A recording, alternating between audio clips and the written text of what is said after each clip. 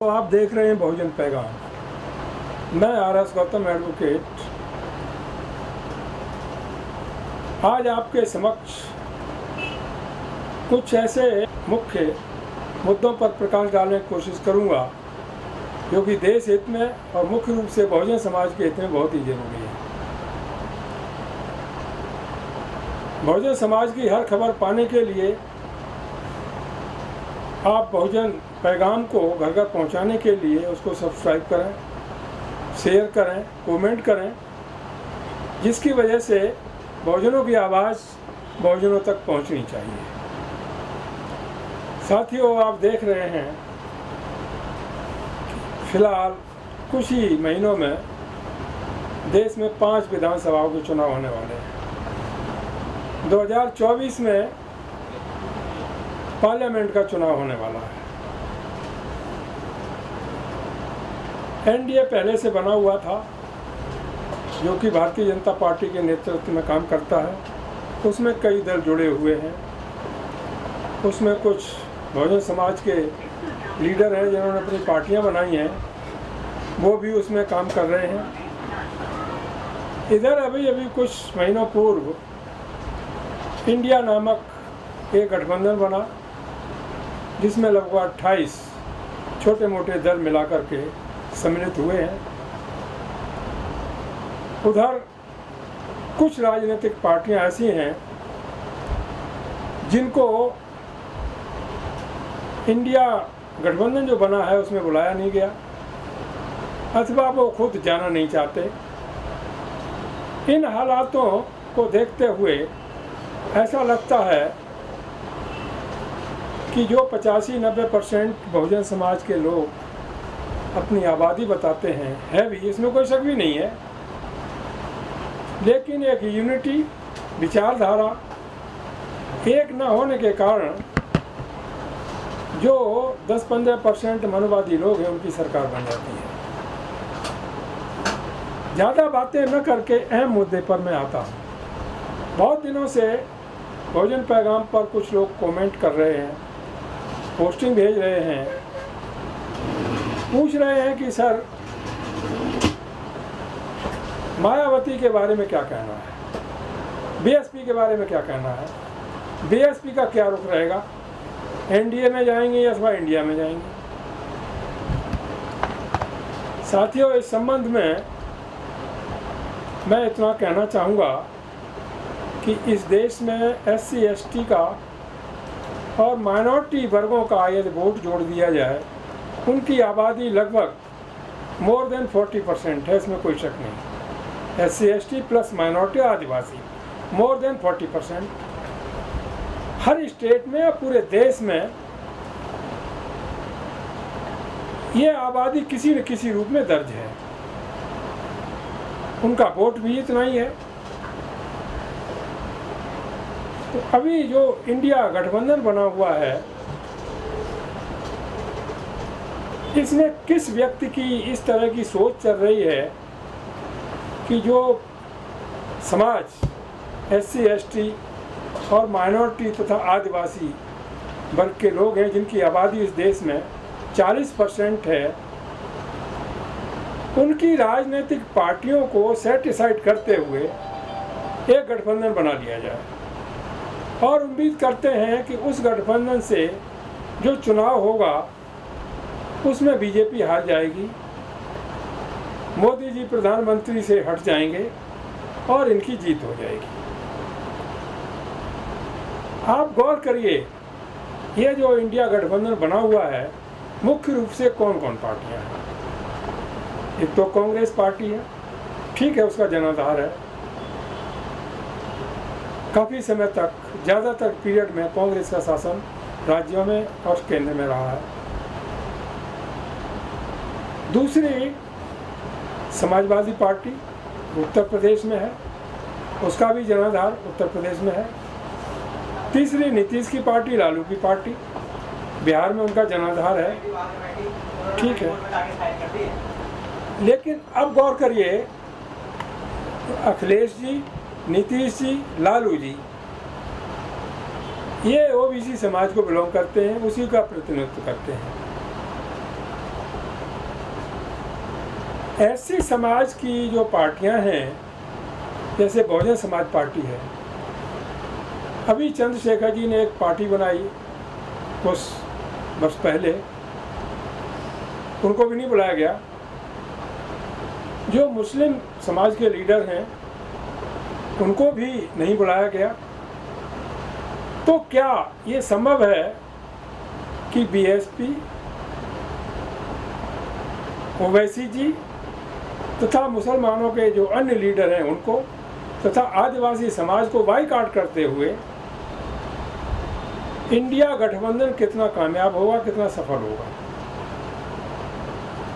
शुरू में नीतीश जी बिहार से आए, उत्तर प्रदेश में आए, महाराष्ट्र गए, कई स्टेटों में गए, कांग्रेस से मिले, अखिलेश जी से मिले, समाजवादी पार्टी से मिले, लेकिन बीएसपी सुप्रीमो मायावती से नहीं मिले या मिलने की हिम्मत नहीं जुटा पाए।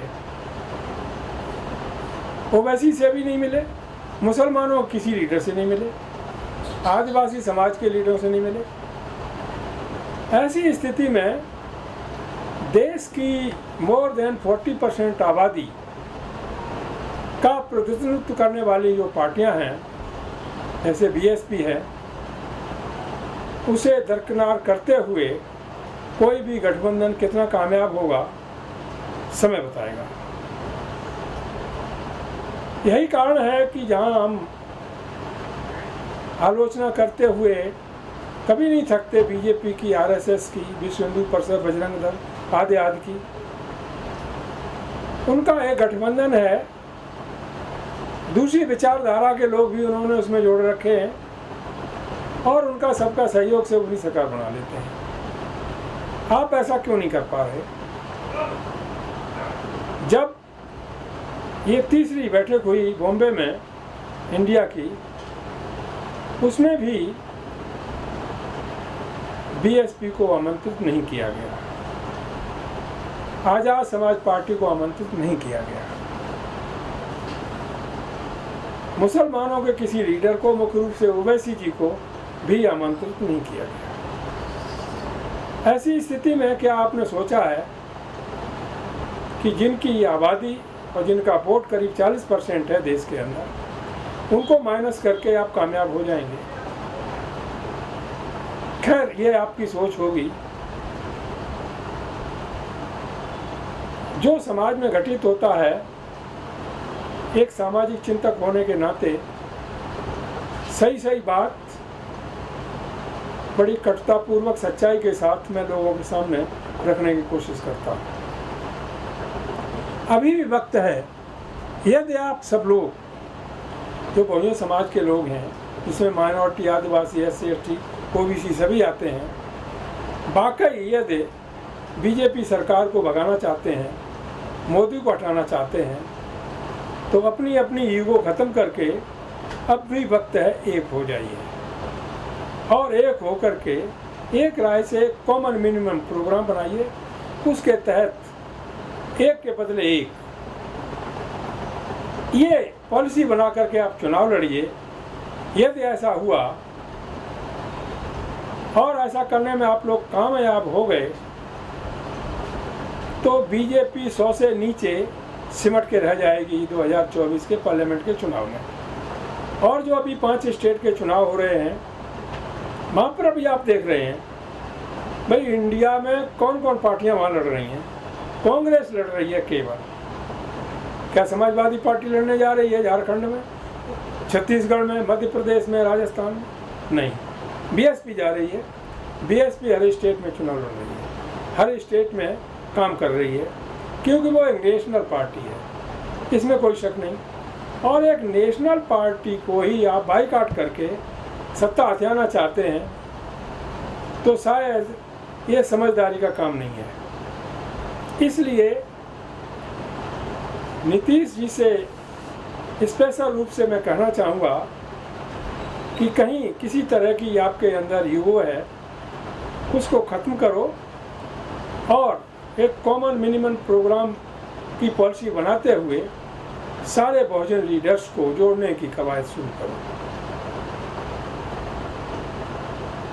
मायावती जी 4 बार उत्तर प्रदेश के मुख्यमंत्री रही हैं और जो यूपी में काम किया है पूरा देश जानता है, और उन्होंने जो किया है कोई भी नहीं कर सका, करने की हिम्मत भी नहीं जुटा सका, धड़ल्ले से किया है।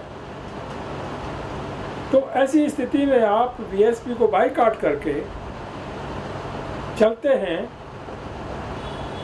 उसका रिजल्ट क्या होगा समय बताएगा। अब आपने गठबंधन किया, पहले बिहार में हुआ, बेंगलोर में हुआ, फिर बॉम्बे में हुआ।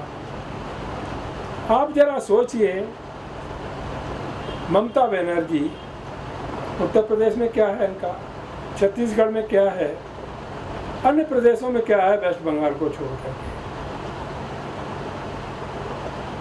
उधर महाराष्ट्र में जो लोग लगे हुए हैं उनका इन स्टेटों में क्या है, महाराष्ट्र को छोड़कर।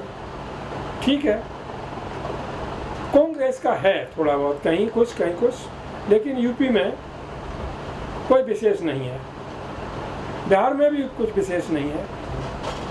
ऐसी स्थिति में जिनका वोट बैंक 40% है उनको आप टच नहीं करना चाहते, और जिनका वोट बैंक 5-10% है उनके आधार पर आप गठबंधन बना करके चलना चाहते हैं।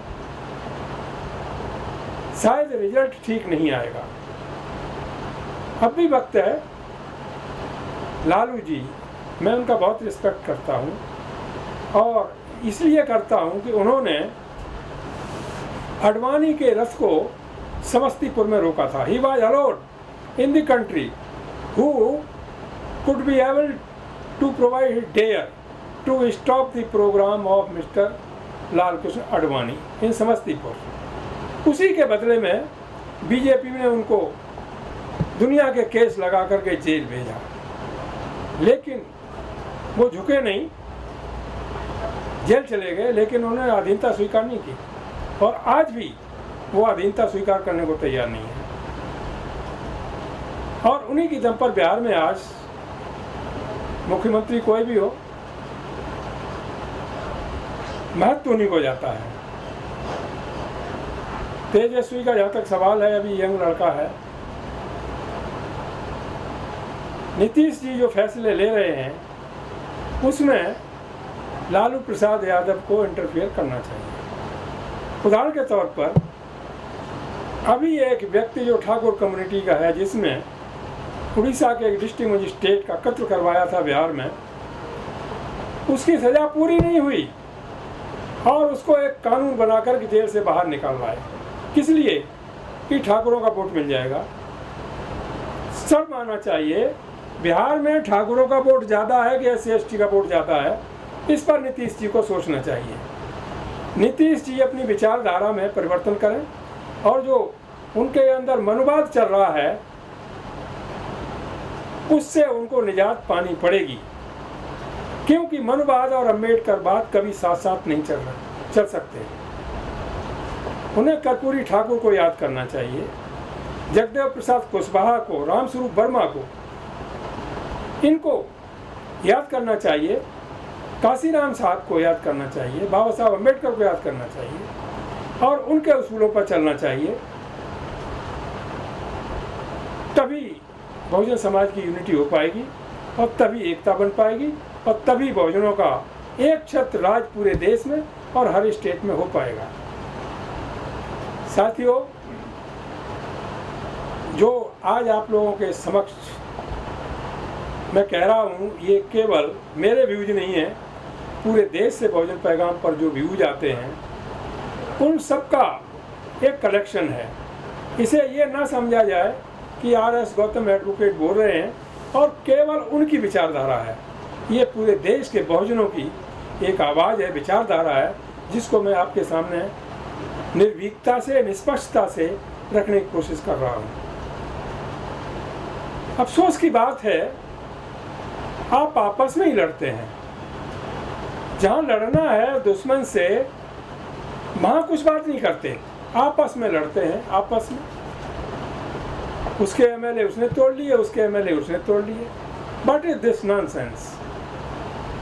ये सिद्धांत तो नहीं था बाबा साहब अम्बेडकर का, न कांसीराम साहब का, न पेरियार का, न फूले का, ना ही साहू जी महाराज का, किसी का भी नहीं था। तो गलत दिशा में आप आंदोलन ले जा रहे हैं। जो समाज में लोग काम करते हैं, कितने बड़े बुद्धिजीवी हैं, सामाजिक चिंतक हैं, उनकी भी आप बात नहीं समझते, क्योंकि आप मुख्यमंत्री हो गए, कोई भी मंत्री हो गए, सरकार बना ली किसी राज्य में, तो आप अपने को सबसे बड़ा काबिल, सबसे बड़ा बुद्धिमान और सबसे बड़ा राजनेता समझने लगते हैं। समाज से आपका कोई लेना देना नहीं। यूनिवर्सिटी के प्रोफेसर्स हैं, डॉक्टर्स हैं, लॉयर्स हैं, जजेज हैं, तमाम तरह के बुद्धिजीवी, समाज सेवी जो समाज में काम करते हैं, किसके लिए काम करते हैं? अपने लिए तो काम नहीं करते, आपके लिए काम करते हैं। और आप उन्हें क्या देते हैं? आप उनको धन्यवाद भी नहीं देते। अब मेन मुद्दा, बगैर मीडिया के आप कामयाब नहीं हो सकते। जो मोदी मीडिया है, जिसे गोदी मीडिया कहते हैं, वो अरबों खरबों रुपए खर्च करके खरीद लिया। वो रात दिन 24 घंटे मोदी का, बीजेपी का, आरएसएस का प्रचार करता है। साधु महात्माओं के रूप में प्रचार करता है, भिखारियों के रूप में प्रचार करता है, और संगठनों के रूप में प्रचार करता है। पाखंडवाद पढ़ाता है तो वहाँ पर भी मोदी का प्रचार करता है। मोदी मंदिर में जा रहे हैं, मोदी मंदिर में पूजा कर रहे हैं, मोदी मंदिर में फ्लैट हो रहे हैं, मोदी ये कर रहे हैं, वो कर रहे हैं। आपका प्रचार कौन करता है? हम लोग जो सोशल मीडिया पे काम करते हैं, बहुजन पैगाम है, नेशनल दस्तक है, नेशनल जनमत है, आदि आदि, वो अपनी कॉस्ट पे काम करते हैं और आपके लिए काम करते हैं, आपके लिए लड़ते हैं, आपके लिए पिटते हैं, आपके लिए मरते हैं, आपके लिए जेल जाते हैं। आप मुड़ के नहीं देखते कि आपका एक पत्रकार जो आपकी वकालत करता है और आपके व्यूज को, आपकी विचारधारा को, बहुजन समाज के वो महापुरुष जिन्होंने अपने को कुर्बान कर दिया इस समाज को सत्ता में बैठाने के लिए, उनकी विचारधारा को वो देश में फैलाते हैं। उनके लिए आप क्या करते हैं? आपके पास 1 मिनट का टाइम नहीं है उनसे मिलने के लिए। सहयोग करने की बात तो छोड़ दीजिएगा। तो इस तरह से आप अपनी सोच में परिवर्तन कीजिएगा।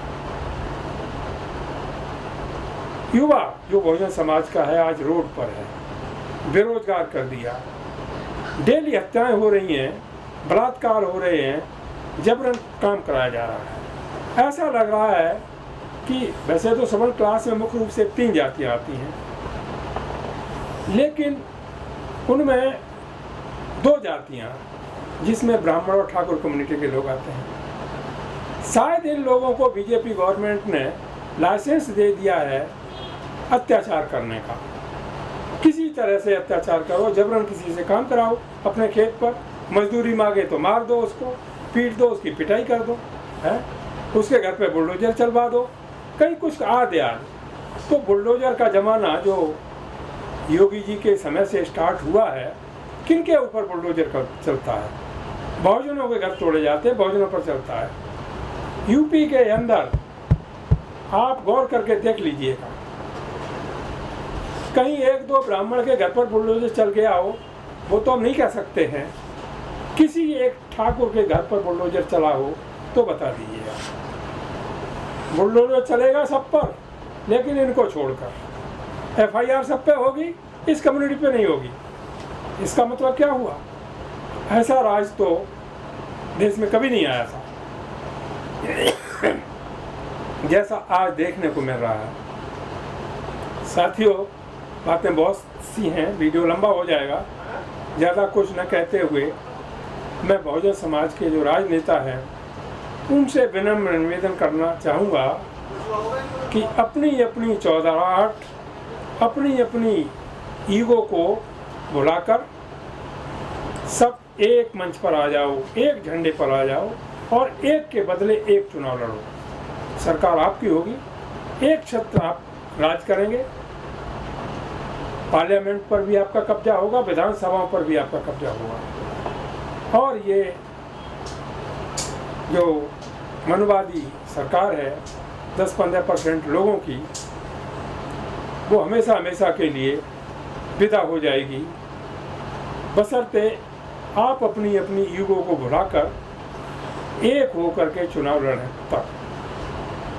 साथियों, इन्हीं शब्दों के साथ मैं अपनी बात समाप्त करता हूँ। आशा करता हूँ कि शायद हमारी आवाज़ और जो हमने संकेत दिए हैं, जो बहुजन समाज के राजनेता हैं, उन पर शायद कुछ न कुछ असर पड़ेगा और अभी वक्त है, तब तक शायद एक होने की वो कोशिश करेंगे। और ऐसा कर लिया तो मैं उनको बहुत बहुत धन्यवाद दूंगा, आभार भी प्रकट करूंगा कि उन्होंने बहुत सूझबूझ का परिचय देते हुए देश हित में, समाज हित में और मुख्य रूप से संविधान को बचाने में, देश को बचाने में एक बहुत बड़ा योगदान दिया है। मैं आपसे विदा लेता हूँ। जय भीम, जय भारत, नमो बुद्धाय।